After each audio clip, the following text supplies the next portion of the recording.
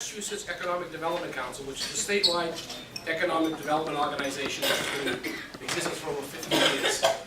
And I had the good fortune of chairing that. We're doing a downtown development panel to talk to three people. The first is the mayor of the city of Haverhill, Jim Ferrantino will be here. Chairman Brian Dempsey, the chairman of Ways and Means, because he understands the importance of public investment to support private investment in downtown. And then a little bit different discussion. For those cities and towns from the statewide conference that have non-traditional downtown. So we went to Salisbury Beach, which is traditionally a non-traditional downtown. And we're going to have Wayne Capalupo from Seaglass, right in the water, going to talk about how they reinvigorated their downtown. And then at 12 noon, we're going to have the Massachusetts Executive Office of Housing and Economic Development Secretary, Jay Ash, be the keynote speaker. So in the morning, you're going to have the Secretary for Environmental and Energy Affairs, the Downtown Development Panel with the Ways and Means Chair, and then you're going to have a lunch with the Secretary of Economic Development of Massachusetts. Sponsorship is available. It's going to be a great program. It'll be held at the boroughs. It'll include a breakfast and a lunch, and this is going to be the most important, we think, energy economic development conference in this region, not only this year, but has ever been given. And it's going to signal another start for the Chamber's Merrimack Valley Chamber's business program. You've seen some of the other programs that are on the flyers, so I won't take the time to go through those with you, but I want you to be aware of those programs, because I think they're very, very important. And it's part of the Merrimack Valley Chamber's community investment programs. These are programs that are designed to be community investment programs. That's why they're free. The job fair is completely free. The access to capital is completely free, and the access to education and workforce development will be completely free. Once again, the goal is to bring people together to make our communities move forward. You know, I'm very, very fortunate we have a tremendous board of directors. Two members of our board of directors today. Cal Williams, the chairperson of my Government Affairs Committee. Cal, raise your hand. Under Cal's leadership, we've hosted the mayors and the town managers and the lieutenant governor. The mayors and town managers of the Merrimack Valley, the lieutenant governor was here as well. Both members of Congress, our new Congress member, Seth Wolpin, as well as Vicki Saunders. We've also hosted the Merrimack Valley's state senators, and Dennis Marcella from Senator Katie O'Connor is here. Dennis, welcome, thank you. And we've also hosted the Speaker of the House, Bob DeLeo, and Ways and Means Chair Brian Dempsey, and the Merrimack Valley State Representative Delegation.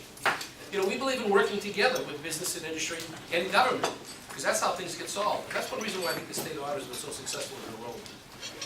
We have a tremendous board, as I mentioned, and on our executive committee, I'm proud to introduce a member, Kimberly Abear. Now, before I introduce Kimberly, let me tell you that she is the president of a manufacturing company in a very, very difficult industry, primarily defense related.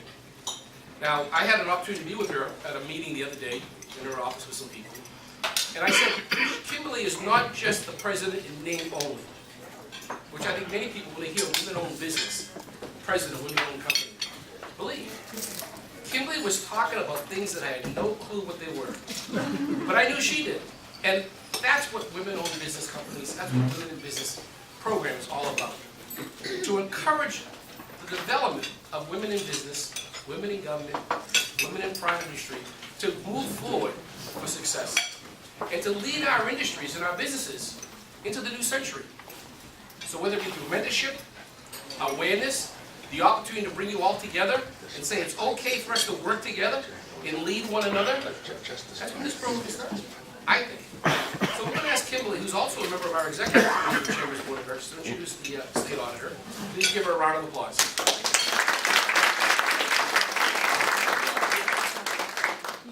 Thank you, Joe, for that nice warm welcome.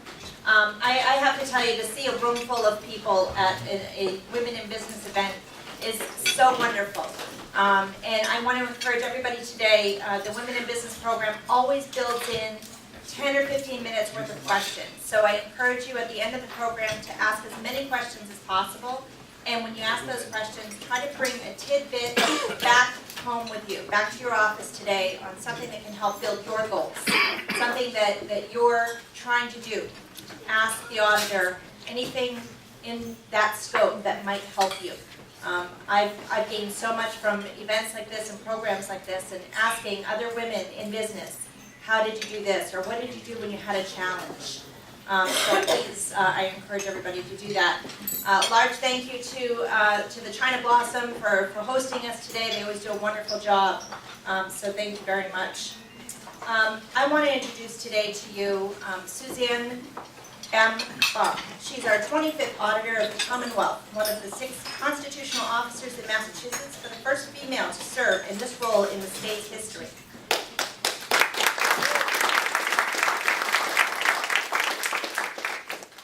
Since being elected to office in 2010, Auditor Bump has made it her mission to make government work better.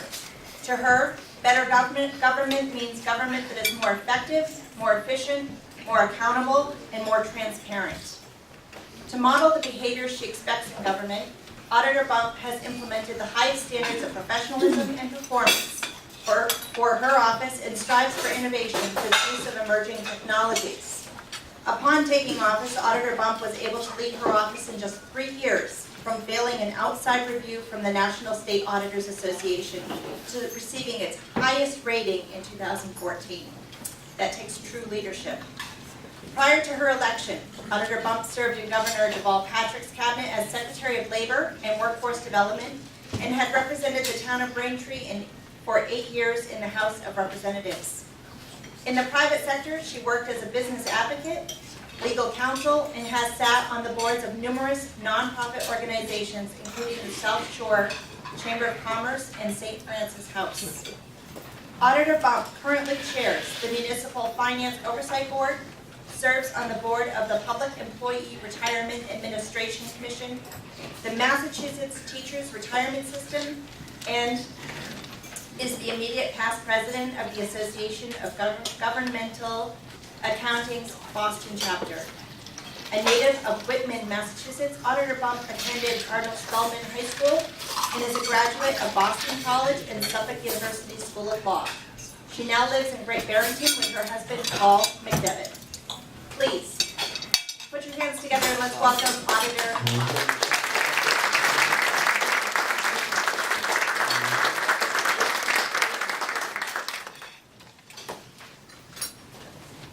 Thank you so much, Kimberly, and thank you, Joe, for having me back. Joe and I go back quite a few years together because, as Kimberly mentioned, I was the Secretary of Labor and Workforce Development, and Joe was an indispensable partner in workforce development and sat, in fact, on the Governor's Workforce Investment Board.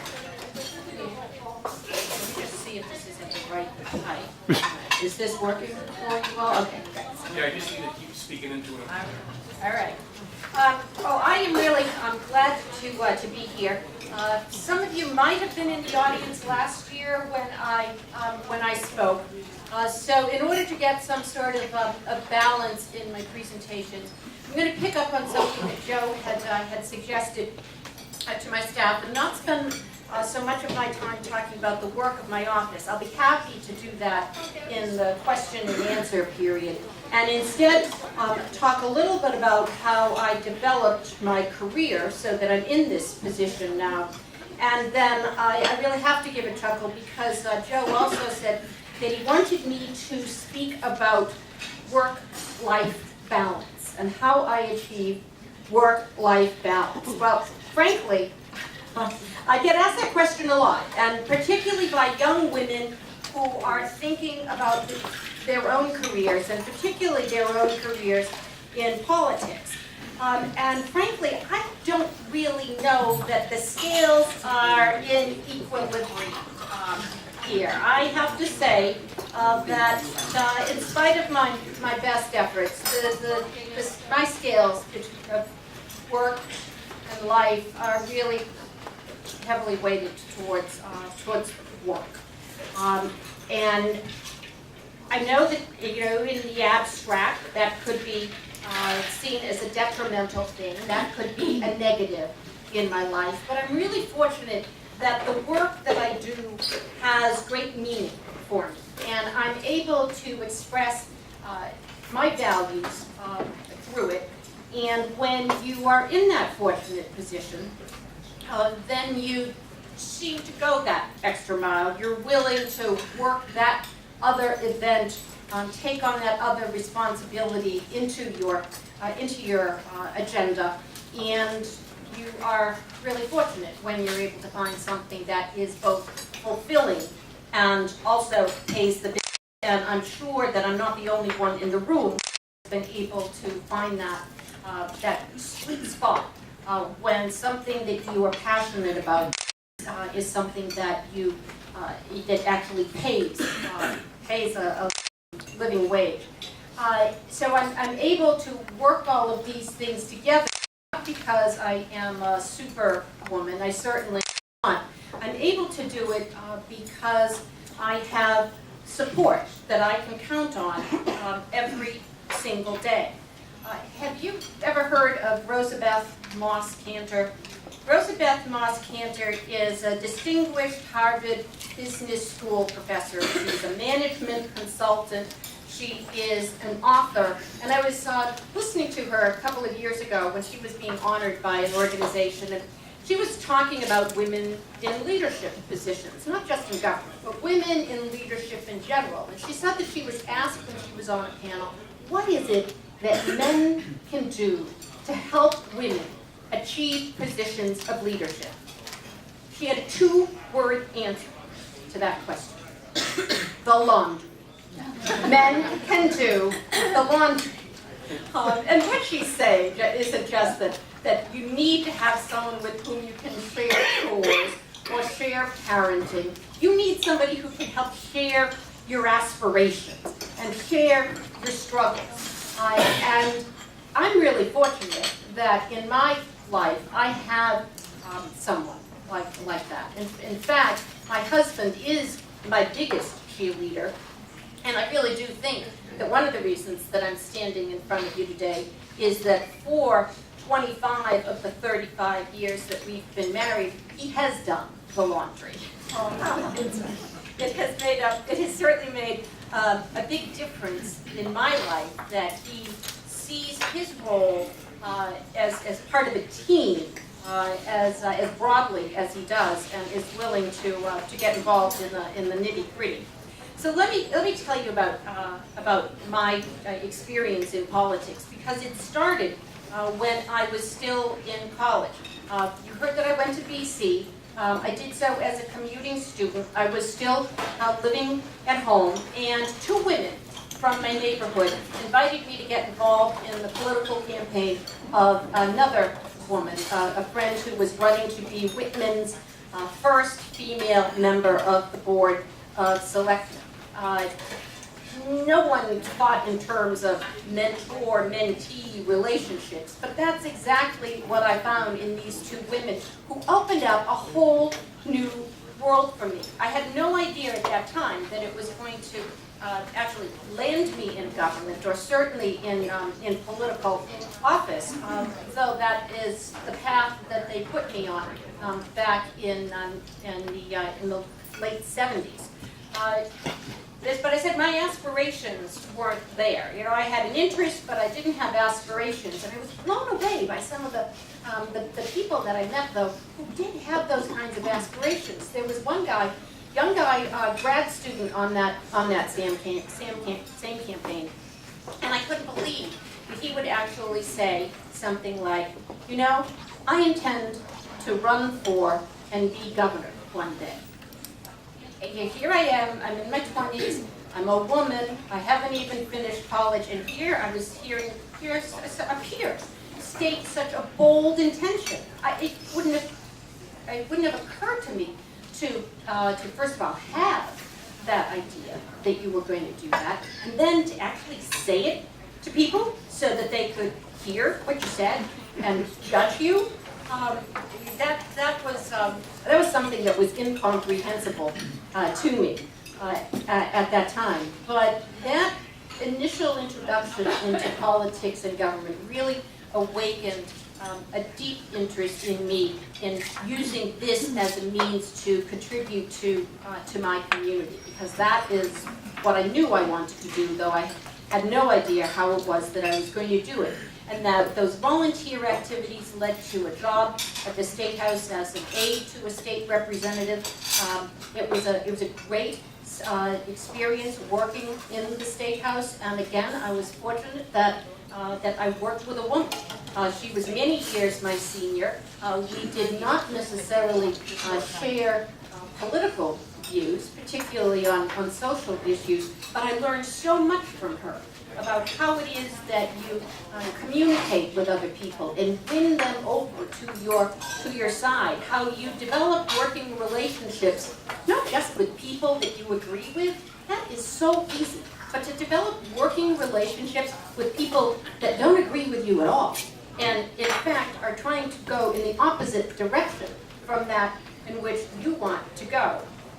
So during our years together, we had spoken about whether I would run for office, but I couldn't conceive of it for myself until the day that she decided she was going to retire. Now here I was still in my 20s, I was recently married, I was going to law school nights, I was the stepmother to 2 young boys whose lives I was very involved with. I had just moved into the town of Braintree 5 years earlier to work for this state representative, and when I stood and opened my mouth to speak in public, literally, the legs were shaking. It was not a pretty sight. But when I looked around at the other candidates for the office, and I thought about the way they would do the job, despite the fact that they had great credentials, they'd grown up in town. 2 of them, in fact, had fathers who had been on Board of Selectmen and had also been state representative. They were attorneys, there were other candidates equally qualified. But when I looked at them and thought about how I thought the job should be done, I decided no one was going to do the job the way that I thought that it should be done. And despite all of those reasons not to run, thankfully I had enough people, including my husband in my corner, saying, no, you can do this, you should do this, that I ran and I won. This was back in 1984 that I ran for the first time. And when I was in office, the numbers of women in both the House and the Senate were continuing to climb. It made a lot of people think, in fact, it made a lot of women think that our success was just going to be inevitable. We were going to achieve parity. We were going to have equal numbers of men and women in legislative positions in just a few years.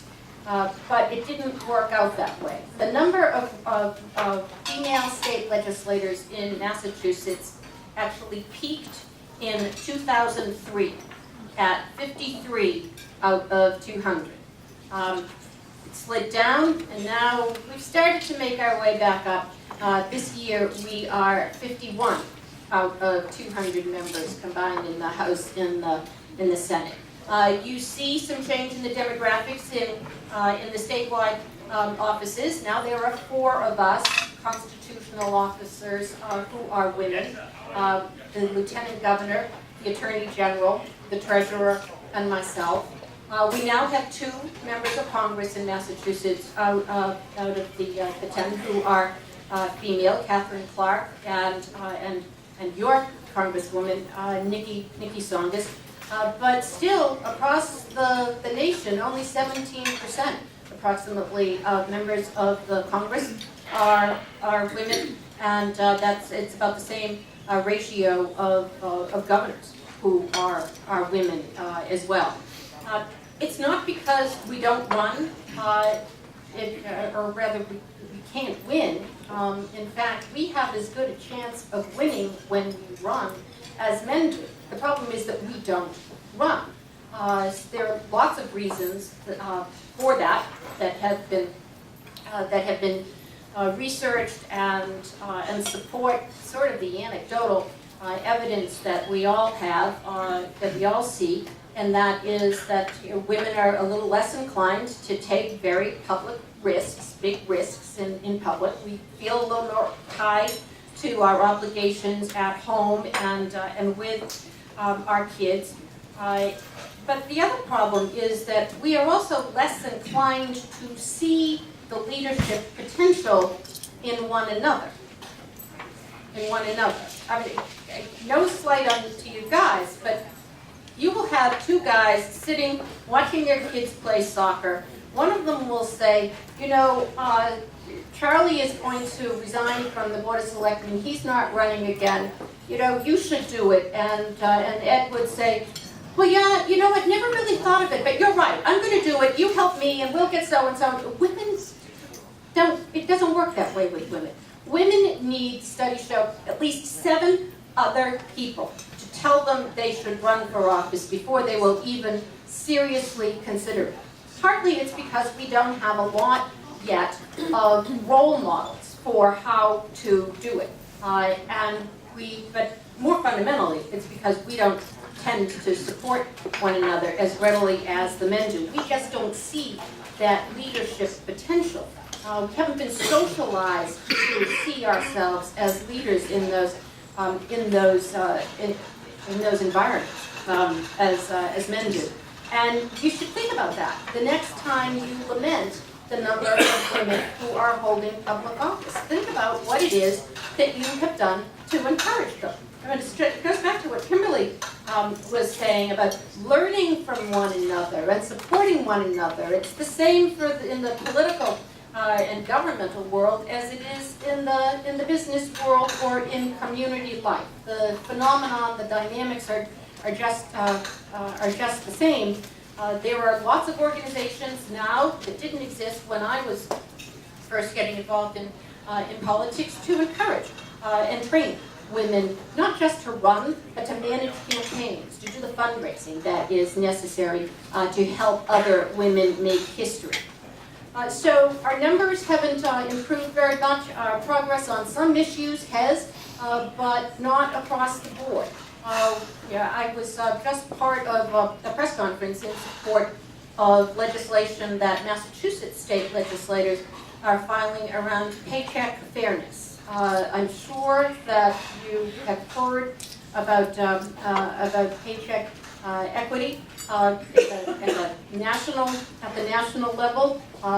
Congress has yet to act to fully realize the potential of the Lilly Ledbetter Act, which allowed for wage discrimination claims to be filed even after a period of many years of accepting a substandard wage. But women need access to the information to know that it's happening, and that's what the Paycheck Fairness Act would provide.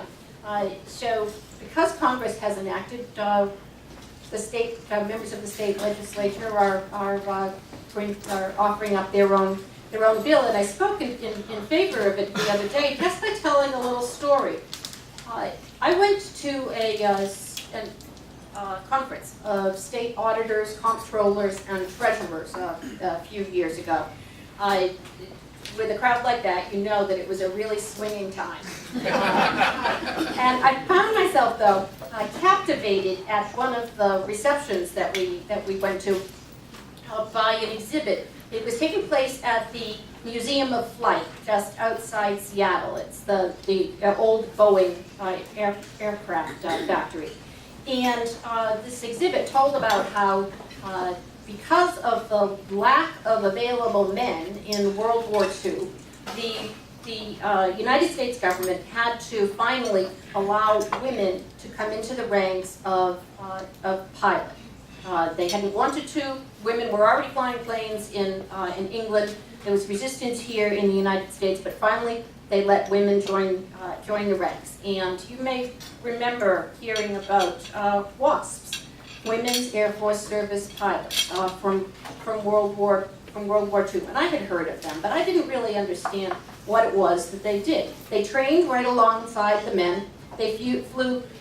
They did everything that the men did except fly combat missions. They therefore flew test flights of new aircraft. They flew cargo planes back and forth. They ferried planes to air bases so that they could be flown into combat. They towed targets for practice. And they did everything but fight in combat that the men did. But they didn't get military status. They didn't get equal pay. They didn't get benefits. And if they died in the line of service, as 38 of them did, their families had to pay to ship the body home, and they were buried without military honors. They had lots of media attention turned on them. They weren't as iconic as Rosie the Riveter. You know, we all remember Rosie the Riveter, but there were lots of magazine covers with their pictures and articles about the work that they were doing, and photos showing them in the cockpit applying their lipstick, and talked about how they had to fit all that hair under their helmet. So they were a great propaganda tool, but they weren't treated as equals, and Congress refused to do so. In fact, it wasn't until 32 years later that President Carter conferred military status upon them, and it wasn't until President Obama in 2009 joined with Congress in awarding the Congressional Gold Medal to these women, although by that time most of them were deceased. And that story, as you can imagine, really resonated with me in 2010, because that's when Congress really was starting to make the push to fully implement Lilly Ledbetter. But it still hasn't happened. And that's why I think, one of the reasons why I think that we need to be supporting one another, and supporting one another particularly to achieve higher numbers of women in elected office. It's just one of the steps. Passage of this is just one of the steps that we need to take in order to ensure economic equity for women. Kimberly, I think, can relate to this. It's a quote from former Secretary of State Madeleine Albright. She said, "There's a special place in hell for women who don't help other women." And whether it is in business or whether it is in politics and government, it's something that I take and always have taken very seriously. And so what it means is that I have an obligation to contribute my time and share my experience to women who are interested in running for office. I have to mentor and assist women. I have to raise money for them. I have to encourage them to run. I have to pick them up when they fall, and I have to tell all voters, but particularly women voters, how powerful their vote is, and urge them to use it. I can continue to lament the fact that we don't have equal representation in government, or I can do something about it. You can continue to lament the fact that there aren't more women on boards of corporations, that there aren't more women in leadership positions, or you can do something about it. I rather suspect that you will be doing something about it. The fact that you are here today is indicative of the fact that you recognize the contributions that women can make in all areas of life, and are determined to support one another in seeing that advancement, not just for women, but for all of our society. So with that, thank you very much, and I'll be happy to talk now about auditing or local mandates or anything else that you would like to, but thank you for giving me this opportunity to share a little bit about my life.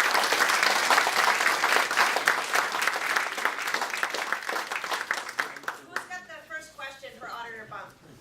Try to take something out of this room that's helpful today. If we don't have a first question, I'll take the first one. Auditor Bump, talk a little bit about accountability and the toughness that it takes to drive that change where there hasn't been accountability before. Well, thank you. And you understand, I think, better than a lot of people that talk about accountability, exactly what accountability is. Because the term is being thrown around a lot now. For some, accountability means the willingness of a leader in the private or the public sector, it really doesn't matter, to stand up and admit failure. To say, sorry, we really messed up that time, really, it's not going to happen again, trust me, I'm going to be right on top of this and you won't see me make the same mistake. That is not accountability. That is an apology. And some people think that accountability is when the head of the organization fires the department head whose agency failed. That is not accountability either. That is just scapegoat. For me, accountability has to be a front-end function in government, just as it is in business. You take the steps that are necessary through planning, through resource allocation, through training, hiring, making good hires, training them, monitoring their operations, and assessing their performance. That is how you get accountability in government.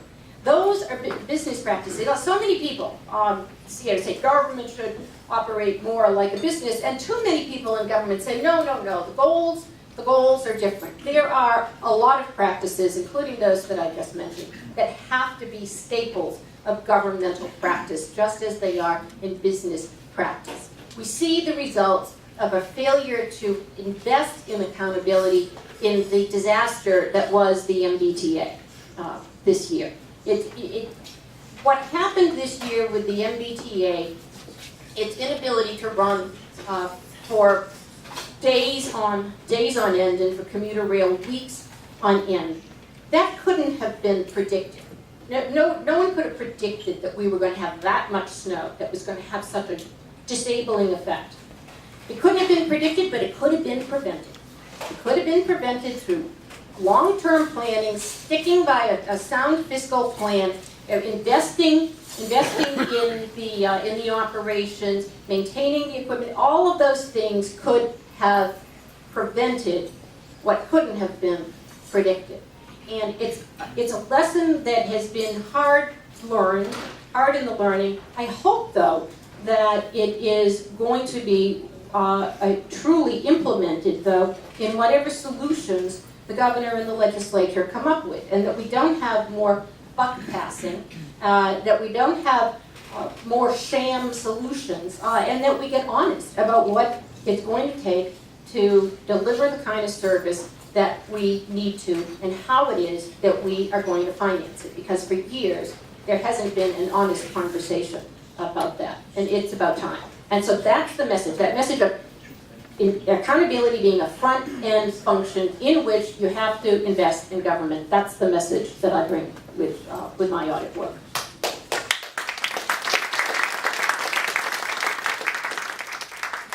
Who else? Another question. If not, we'll do a drawing for Red Sox tickets. Because the auditor is so accountable, when it's her to draw the ticket. Now, if you don't win, be upset with me. So first of all, we want to say thank you. Oh, by the way, we have a plaque. Let me just, Kimberly, would you mind making this presentation, because we want to give you some small talk. Yeah. I will. Auditor Bob, on behalf of the Merrimack Valley Chamber of Commerce, we thank you for being here, and we commend you for taking part in our Women in Business series. And so, thank you so much.